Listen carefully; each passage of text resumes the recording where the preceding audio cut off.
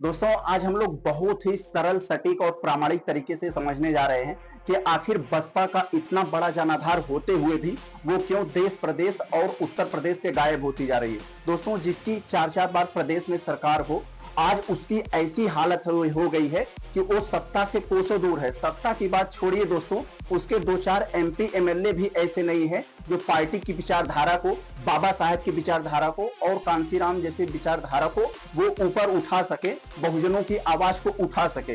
दोस्तों आज हम इसी बात को हम बहुत ही डिटेल से समझने वाले हैं, क्योंकि दोस्तों हम मायावती जी के कोई ऊपर आरोप नहीं लगा रहे हैं। उनकी अवस्था हो गई है, उम्र हो गई है, अब वो उतना जो है सक्रिय नहीं रह सकती राजनीति में। लेकिन दोस्तों बसपा ने अब तक कोई भी ऐसा उत्तराधिकारी अब तक सेलेक्ट नहीं कर पाया जो बाबा साहब के सपनों को, कांसीराम के सपनों को, मायावती जी के विचारधारों को, बहुजनों की आवाज को उठा सके।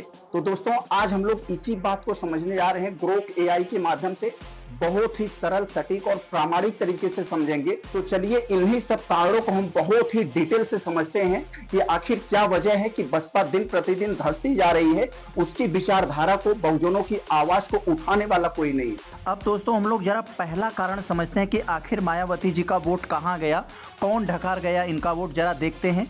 मायावती जी की बीएसपी पार्टी का आधार मुख्य रूप से दलित समुदाय, खासकर उत्तर प्रदेश के जाटव समुदाय रहा है।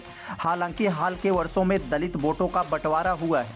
चंद्रशेखर आज़ाद जैसे नए नेताओं ने, उनकी आज़ाद समाज पार्टी कांसीराम ने युवा दलितों को आकर्षित किया है, जो मायावती जी को पुरानी और निष्क्रिय मानते हैं। इसके अलावा बीजेपी ने दलित समुदाय के गैर जाटो वर्गों को अपने पक्ष में करने के लिए सामाजिक और धार्मिक रणनीतियों का इस्तेमाल किया है, जिससे बीएसपी का वोट बैंक कमज़ोर हुआ है। यस दोस्तों, दूसरे पॉइंट में समझते हैं संगठन मायावती जी का कैसे कमज़ोर हो गया बसपा का, जरा समझते हैं।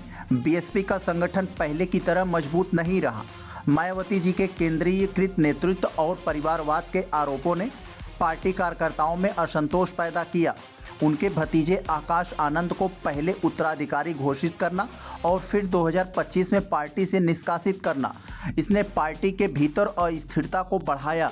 कई पुराने और कद्दावर नेता जैसे नसीमुद्दीन सिद्दीकी बीएसपी छोड़कर अन्य दल जैसे सपा, भाजपा, कांग्रेस में चले गए, जिससे संगठन कमज़ोर हो गया। यस अब दोस्तों जरा तीसरे पॉइंट में हम लोग समझते हैं कि राजनीतिक रणनीति में बदलाव की कमी कैसे आई बसपा में, जरा देखें। मायावती जी की रणनीति 1990 और 2000 के दशक में दलित ब्राह्मण गठजोड़ और सामाजिक न्याय के नारे पर आधारित थी, जिसने 2007 में यूपी में पूर्ण बहुमत की सरकार बनाई।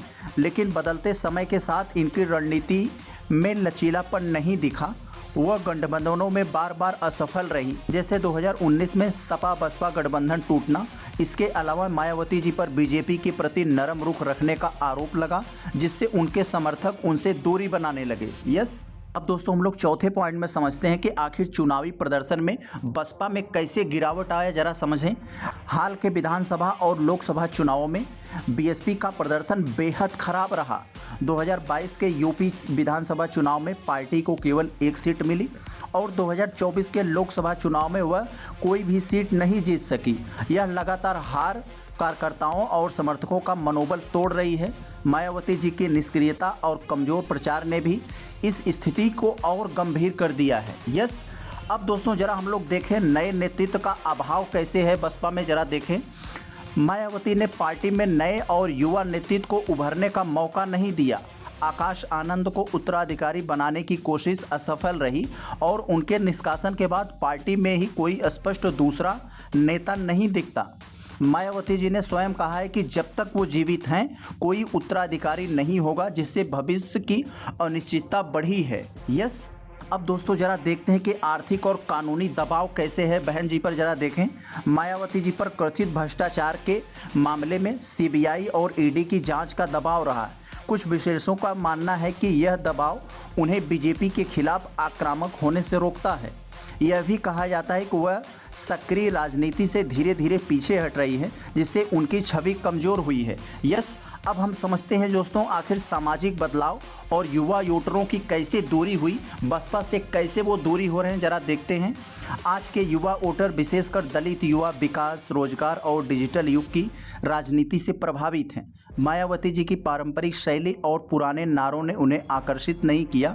सोशल मीडिया पर भी बीएसपी की मौजूदगी कमज़ोर है, जबकि अन्य दल इसका प्रभावी उपयोग कर रहे हैं। यस, मायावती जी के परिवार के भीतर विवाद, जैसे उनके भाई आनंद कुमार, भतीजे आकाश आनंद के साथ तनाव ने इनकी पार्टी के एकता को नुकसान पहुंचाया।